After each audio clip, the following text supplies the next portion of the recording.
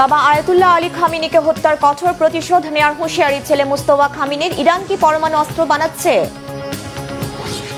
হত্যা চেষ্টা হলে ইরানকে পুরোপুরি ধ্বংস ও মুছে ফেলার হুঁশিয়ারি আমেরিকার প্রেসিডেন্টের। সত্যি কি ট্রাম্প খুন হতে পারেন? প্রবল ঝড় বৃষ্টিতে নাজুক অবস্থা জাপান, চীন ও তাইওয়ান সহ পূর্ব এশিয়ার কয়েকটি দেশের। কোথাও যাবে উপকূলের লাখো অধিবাসী। আসসালামু আলাইকুম, দেখছিলেন Bangla vision world news headline. এবার বাবা ইরানের প্রয়াত সর্বোচ্চ ধর্মীয় নেতা আয়াতুল্লাহ আলী খামিনিকে হত্যার কঠোর প্রতিশোধ নেয়ার কড়া হুঁশিয়ারি দিয়েছেন ছেলে। দেশটির বর্তমান সর্বোচ্চ নেতা মুস্তফা খামিনি বললেন, আলী খামিনি নিষ্পাপ ও পবিত্র রক্তের শোধ তোলা হবে। আয়াতুল্লাহ আলী খামিনির দাফনের পর এই প্রথম এত কড়া হুমকি দিলেন মুস্তফা খামিনি। এমন পরিস্থিতির মাঝে মার্কিন সংবাদ মাধ্যম সিএনএন এক প্রতিবেদনে জানিয়েছে, ইরান আবারও পারমাণবিক স্থাপনা মেরামত ও নির্মাণ শুরু করেছে। এই চাঞ্চল্যকর তথ্য সামনে আসার পর প্রশ্ন উঠেছে, ইরান কি এবার সত্যি পরমাণু অস্ত্র বানাবে? নাইম আহমেদের ডেস্ক রিপোর্ট। এবার বাবা হত্যার চরম প্রতিশোধ নেয়ার কড়া হুঁশিয়ারি দিয়েছেন ইরানের প্রয়াত সর্বোচ্চ ধর্মীয় নেতা আয়াতুল্লাহ আলী খামেনির ছেলে, দেশটির বর্তমান সর্বোচ্চ নেতা মোস্তফা খামেনি। বাবা আলী খামেনি হত্যার পর এই প্রথম এত কড়া ভাষায় হুমকি দিলেন তিনি। নিরাপত্তার কারণে বাবার জানাজা ও দাফনে অংশ নিতে না পারা মোস্তফা খামেনি বাবার নিষ্পাপ রক্তের প্রতিশোধ নেয়ার অঙ্গীকার করেন। আয়াতুল্লাহ খামেনির জানাজায় লাখ লাখ মানুষের উপস্থিতিতে কৃতজ্ঞতা জানিয়ে বলেন, প্রতিশোধই ইরানি জাতির ইচ্ছা, যা জানাজায় সাধারণ ইরানিদের উপস্থিতি প্রমাণ করে। আয়াতুল্লাহ আলী খামেনির জানাজা ও দাফনের পর এই প্রথম এলো ছেলে মোস্তফা খামেনির লিখিত বক্তব্য। গেল ফেব্রুয়ারিতে ইসরায়েল ও আমেরিকা বিমান হামলা চালিয়ে আয়াতুল্লাহ আলী খামেনিকে হত্যার পর থেকেই লোকচক্ষুর আড়ালে ইরানের বর্তমান সর্বোচ্চ ধর্মীয় নেতা মোস্তফা আলী খামেনি। এরই মধ্যে মার্কিন প্রেসিডেন্ট ডোনাল্ড ট্রাম্পও নিজের নিরাপত্তা নিয়ে শঙ্কা জানিয়েছেন। তবে নতুন করে ইরান ও আমেরিকার মধ্যে সংঘাত শুরুর পর তেহরানের অবস্থান আগের চেয়েও কঠোর হয়েছে। বৃষ্টির মতো হামলা চালিয়ে রীতিমতো বিধ্বস্ত করে দিয়েছে মধ্যপ্রাচ্যের বিভিন্ন দেশে থাকা মার্কিন ঘাঁটি ও স্থাপনা। আর এমন পরিস্থিতির মাঝেই মার্কিন প্রভাবশালী সংবাদ মাধ্যম সিএনএন জানিয়েছে, যুদ্ধবিরতির মধ্যে পারমাণবিক স্থাপনা মেরামত করেছে ইরান। ওয়াশিংটন ভিত্তিক গবেষণা প্রতিষ্ঠান institute for science and international এর সহায়তায় স্যাটেলাইট চিত্র বিশ্লেষণ করে সিএনএন জানায়, তেহরানের দক্ষিণ পূর্বে অবস্থিত পারচিন সামরিক কমপ্লেক্সের ভেতরের তালেগান 2 এলাকায় নতুন করে নির্মাণ ও মেরামতের কাজের আলামত পাওয়া গেছে। জুনের শেষ সপ্তাহ এবং জুলাইয়ের শুরুতে ধারণ করা ছবিতে বোমা হামলায় তৈরি হওয়া গর্ত ঢেকে ফেলা এবং ক্ষতিগ্রস্ত অংশে নতুন কাঠামোগত কাজের চিহ্ন দেখার দাবি জানিয়েছে সংবাদ মাধ্যমটি। প্রতিবেদনে আরও বলা হয়, ইস্পাহানের কাছে অবস্থিত পিক এক্স মাউন্টেন নামে পরিচিত একটি সন্দেহভাজন ভূগর্ভস্থ পারমাণবিক স্থাপনায়ও যানবাহনের চলাচল বেড়েছে। বিশ্লেষকদের ধারণা, সেখানে সুড়ঙ্গের ভেতরে সরঞ্জাম স্থানান্তর বা মেরামতের কাজ চলতে পারে। যদিও এসব কার্যক্রমের প্রকৃত উদ্দেশ্য সম্পর্কে কোনো স্বাধীন নিশ্চিত তথ্য প্রকাশিত হয়নি।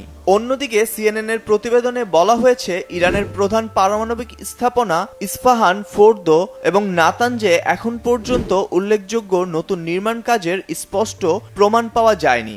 একই সাথে কয়েকটি ক্ষেপণাস্ত্র সংরক্ষণ কেন্দ্রেও মেরামতের কাজ চলার ইঙ্গিত মিলেছে বলে দাবি করা হয়েছে। তবে এ ব্যাপারে কোনো আনুষ্ঠানিক প্রতিক্রিয়া জানায়নি তেহরান। এই স্যাটেলাইট চিত্র এমন এক সময়ে প্রকাশ পেয়েছে যখন যুক্তরাষ্ট্র ও ইরানের মধ্যে নতুন করে সংঘর্ষ ও উত্তপ্ত বাক্য বিনিময় চলছে। একে অপরের বিরুদ্ধে যুদ্ধবিরতি ভঙ্গের অভিযোগ তুলছে ইরান ও আমেরিকা।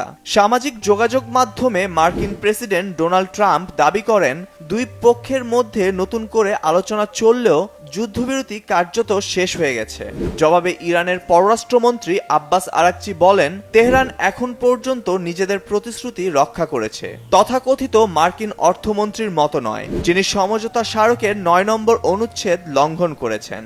সমঝোতা স্মারক অনুযায়ী চূড়ান্ত কোনো চুক্তি না হওয়া পর্যন্ত ইরান তার বর্তমান পারমাণবিক কর্মসূচির অবস্থা অপরিবর্তিত রাখবে।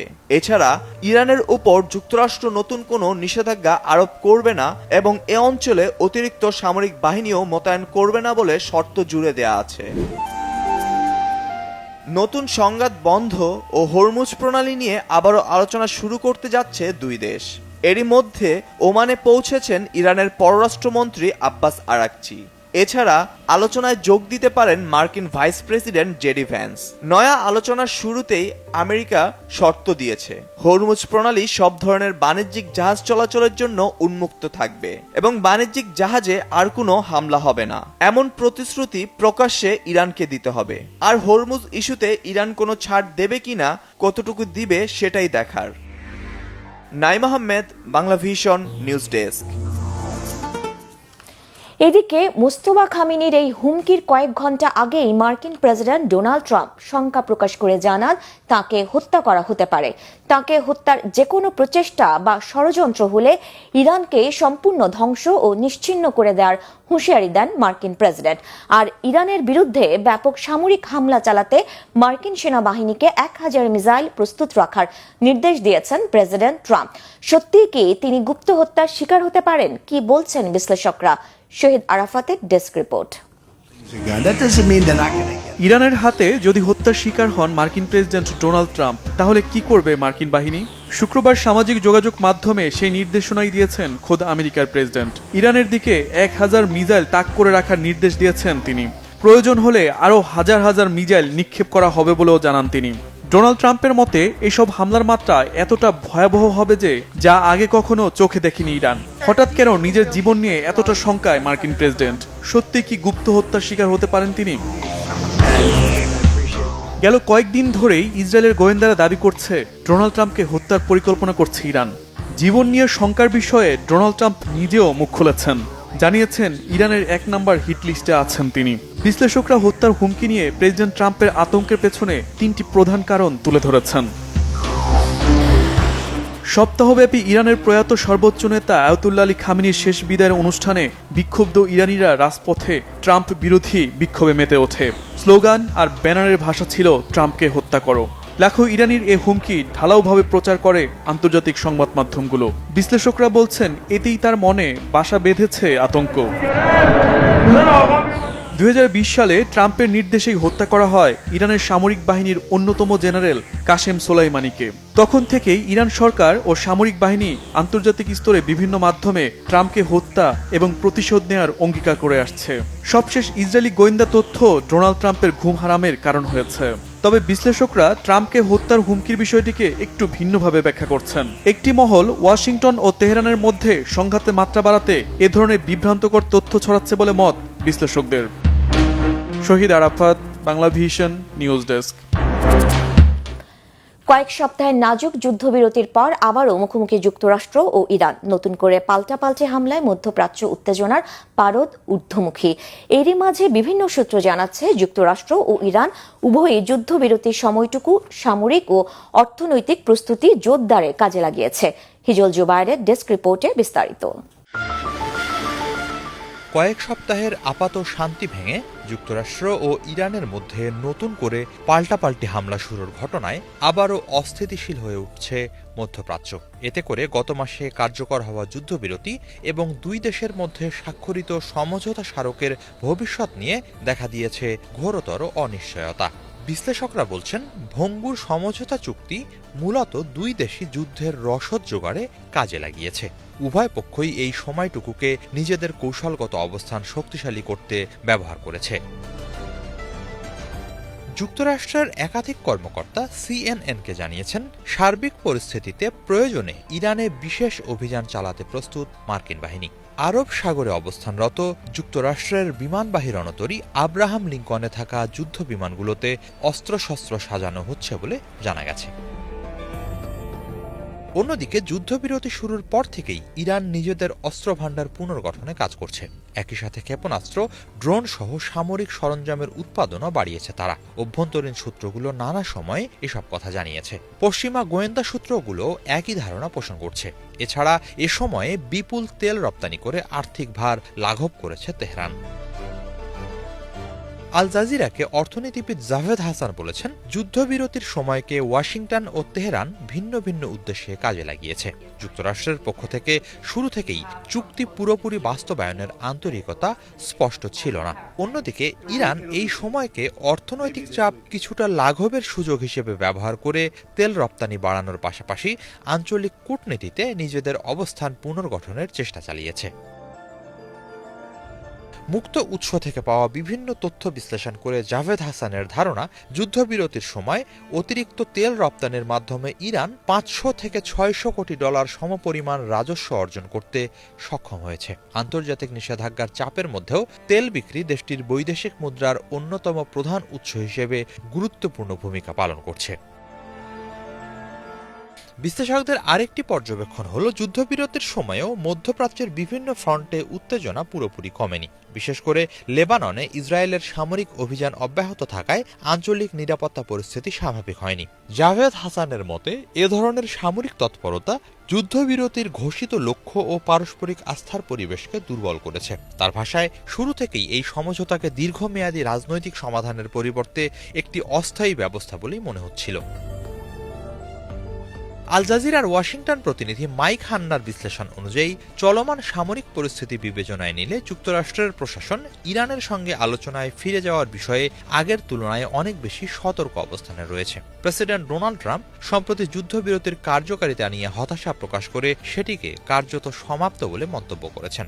তবে প্রশাসনের ভেতরে এমন মত রয়েছে যে, সংঘাত চললেও কূটনৈতিক যোগাযোগ পুরোপুরি বন্ধ করা উচিত হবে না। পর্যবেক্ষকদের মতে, হরমুজ প্রণালীতে জ্বালানি পরিবহন, বাণিজ্যিক জাহাজের নিরাপত্তা এবং আঞ্চলিক প্রভাব বিস্তারের বিষয়গুলো এখন দুই দেশের বিরোধের অন্যতম কেন্দ্রবিন্দু।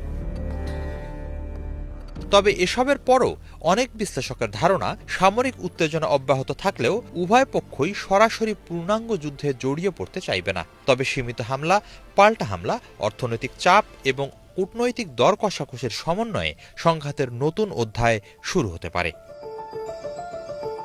হিজল জুবায়ের, বাংলা ভিশন। জাপানের সাকিশিমা দ্বীপপুঞ্জ ও তাইওয়ানের উত্তর পূর্বাঞ্চলে প্রবল বেগে আঘাত হেনেছে শক্তিশালী ঘূর্ণিঝড় বাভি। ঘূর্ণিঝড়ের প্রভাবে ভারী বৃষ্টি ও ভূমিধসে ফিলিপাইনে 15 জনের মৃত্যু হয়েছে। প্রায় 1000 কিলোমিটার বিস্তৃত ঘূর্ণিঝড় বাভি ঘণ্টায় প্রায় 200 কিলোমিটার গতিতে আঘাত হেনেছে জাপান ও তাইওয়ানের উত্তর পূর্বাঞ্চলে। ঝড়ের প্রভাবে জাপানের ওকিনাওয়া ও আশপাশের দ্বীপগুলোতে ভারী বৃষ্টিপাত, উচ্চ জোয়ার ও প্রবল বাতাস বইছে। ঝুঁকি এড়াতে তাইওয়ানের পাহাড়ি অঞ্চল থেকে 14,000-এর বেশি মানুষকে সরিয়ে নেওয়া হয়েছে এবং জাপানে বাতিল করা হয়েছে 200-রও বেশি ফ্লাইট। ঝড়ের প্রভাবে পূর্ব এশিয়ার বিভিন্ন দেশে দেখা দিয়েছে ভারী বৃষ্টিপাত। সতর্কতা জারি করা হয়েছে ফিলিপাইন সহ অন্যান্য দেশে। ঘূর্ণিঝড় বাভি কিছুটা দুর্বল হয়ে চীনের উপকূলের দিকে ধেয়ে যাচ্ছে। চীনের বেজিয়াং ও ফুজিয়ান প্রদেশ থেকে 6 লাখেরও বেশি মানুষকে নিরাপদ আশ্রয়ে সরিয়ে নেওয়া হয়েছে। স্পেনে ভয়াবহ দাবানলে অন্তত 12 জনের মৃত্যু হয়েছে। স্পেনের স্বরাষ্ট্রমন্ত্রী মন্ত্রণালয়ের তথ্যমতে, দেশটির কোস্টা ডি আলমেরিয়া লস গাল্লাদোস শহরের কাছে শুক্রবার পর্যন্ত দাবানলে আহত হয়েছে অন্তত 8 জন, যাদের মধ্যে 4 জনের অবস্থা গুরুতর। এছাড়া অন্তত 23 জন নিখোঁজ রয়েছেন বলে জানা গেছে। ওই অঞ্চল থেকে নিরাপদ আশ্রয়ে সরিয়ে নেওয়া হয়েছে অন্তত 1405 জন বাসিন্দাকে।